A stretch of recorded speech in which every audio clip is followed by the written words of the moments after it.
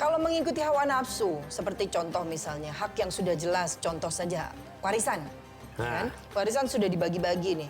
Laki-laki sekian persen sudah diajarkan oleh agama.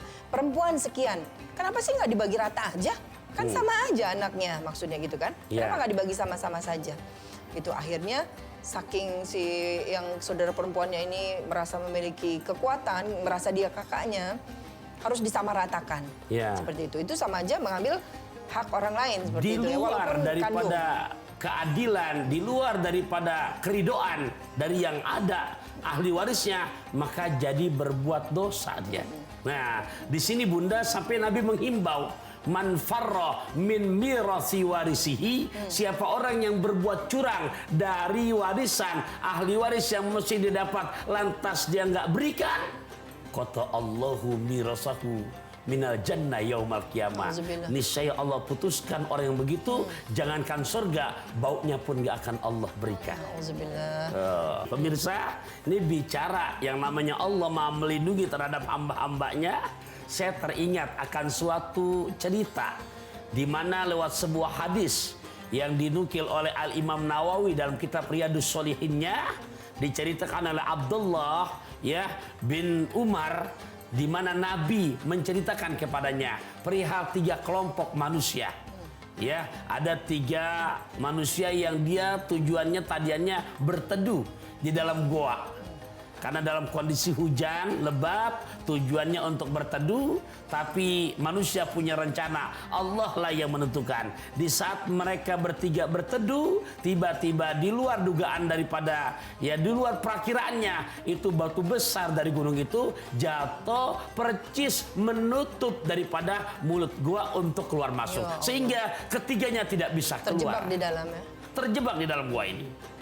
Nah, dalam kondisi seperti ini, mereka bingung bagaimana nih kita berusaha mendorong batunya, tidak kuasa, tidak kuat. Ya Allah, ketiganya berunding. Gimana caranya? Tenaga kita terbatas. Ini dalam kondisi begini tetap kalau misalkan kita nggak kena makan, nggak kena minum, di dalam saja kita bisa mati bertiga-tiga ini. Kita harus berikhtiar dalam kondisi terdesak. Mereka ada yang ingat, aku ingat dengan ajaran baginda Rasulullah SAW, yang dimana dalam kondisi kepepet ini kita harus ingat berdoa kepada Allah yang dimana namanya Asmaul Husna, ada Al-Wali, Allah Maha melindungi. Pemirsa bisa membayangkan 3 orang terjebak di dalam gua dan mulut gua sudah tertutup dengan batu yang sangat besar. Terjebak mereka. Terjebak. Bentar, Bi. Santai dulu, santai. Dari Cikini ke Pasar Ikan. Terus? Abis ini kita lanjut. Tahu aja kakak. Ayo makan dulu ah.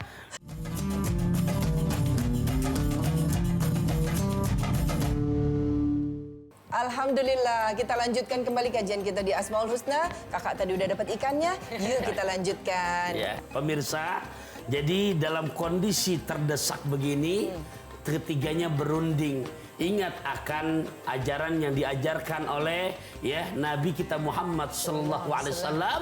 Nabi kita menceritakan dalam kondisi terdesak, kita ingat Allah yang Maha Pelindung dengan berdoa dan menyebutkan kebaikan yang penuh dengan keikhlasan yang pernah kita perbuat. Ternyata dipersilahkan yang satu ini berdoa dulu.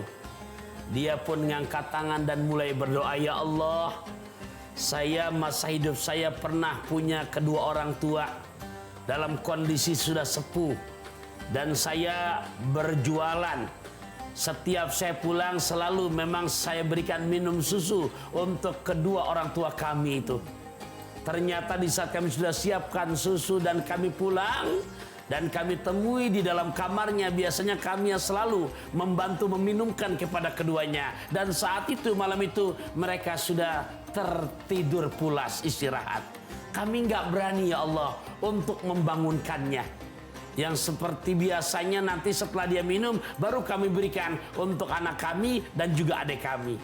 Tapi karena bentuk takzim kami kepada kedua orang tua kami biarkan dia istirahat. Dan kami pun menahan rasa lapar dan dahaga. Ternyata begitu dia terbangun, kami tidak sadar sudah dihabiskan semuanya.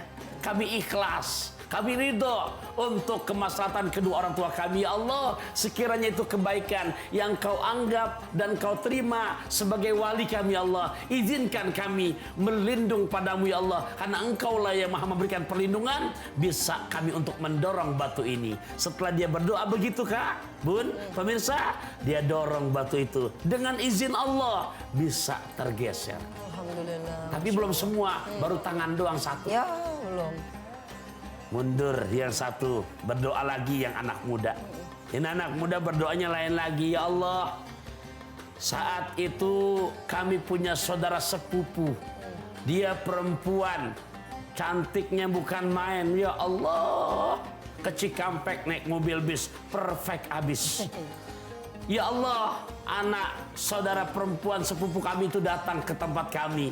Dan kami hanya berduaan. Kemudian memang kami suka kepada perempuan tersebut. Lantas dia tujuan untuk meminjam uang kepadaku senilai 120 dinar. Kami pun berniat untuk memberikan bantuan, tapi dengan syarat mau untuk aku setubui. Ternyata perempuan ini pun mengokekan.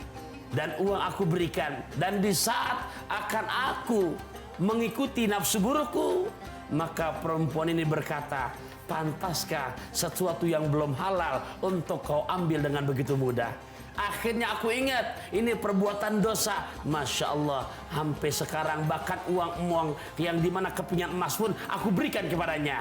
Dan aku bisa menjaga diriku hingga tidak terjadi perzinahan. Ya Allah, kalau memang kau pandang ini kebaikan, tolong izinkan ya Allah untuk aku bisa mendorong daripada batu yang besar ini. Didoronglah dengan izin Allah, maka berhasil bergeser. Bisa keluar baru tangan dan kepala. Nah, ya terakhir yang satu lagi Bunda. Allah betul-betul Al-Wali yang maha memberikan perlindungan, maha memberikan pertolongan. Maka yang ketiga berdoa, ya Allah, aku pernah menjadi seorang saudagar di mana karyawanku banyak, tapi ada salah satu karyawanku yang hilang entah kemana. Gajinya selama berbulan-bulan gak diambil, tapi dari gajinya itu aku amanah, aku jaga. Bahkan aku belikan lagi binatang ternak sehingga berkembang biak. Sukses. Begitu sudah lama dia datang untuk mengambil gajinya, maka aku sampaikan, wahai pegawaiku, uang kamu tetap ada. Mana? Aku mau ambil. Sekarang itu kebun yang luas, di dalamnya ada binatang ternak yang begitu banyak. Itu punya kamu semuanya. Karena semuanya aku jaga untuk amanah kepada engkau. Karena engkau karyawanku, walaupun sudah bertahun-tahun, tetap aku jaga amanah ini. Aku lindungi hak kamu. Maka ya Allah, kalau itu engkau anggap kebaikan yang kau terima, berikan kemudahan ya Allah, berikan pertolonganmu ya Allah. Engkau maha pelindungku untuk aku bisa menggeser batu ini. Dengan izin Allah, didorong lagi, tergeserlah batu itu. Dan ketiga-tiganya air selamat bisa keluar. Masya Allah, ini bukti ya bahwa perbuatan baik pasti Allah tolong. Ketika kita dalam keadaan sempit ya. Betul. Ketika kita meringankan beban seseorang, ketika kita nanti dalam keadaan yang sulit pun Allah bantu pastinya. Betul sekali. Tinggal dikit lagi Bi, kesimpulan ya Allah. Pemirsa dimanapun Anda berada, hidup ini ada batasnya. Ya. Dunia ini hanya sebatas tempat meninggal, bukan tempat tinggal. Ingat, kita sebagai ya wali untuk isi dan anak-anak kita, dan Allah maha pelindung untuk segala-galanya. Betul-betul antara hak dan batil jangan kita anggap remeh. Yang hak terus kita perjuangkan, yang batil kita berusaha untuk menjauhkannya. Bahasa pantun pesan Ramadan kali ini di bahasan Al-Wali, pergi nanamu di hari Sabtu. Cakep. Nentengnya salak dan korma. Ilmu memang nomor satu, tapi akhlaklah yang jauh lebih utama.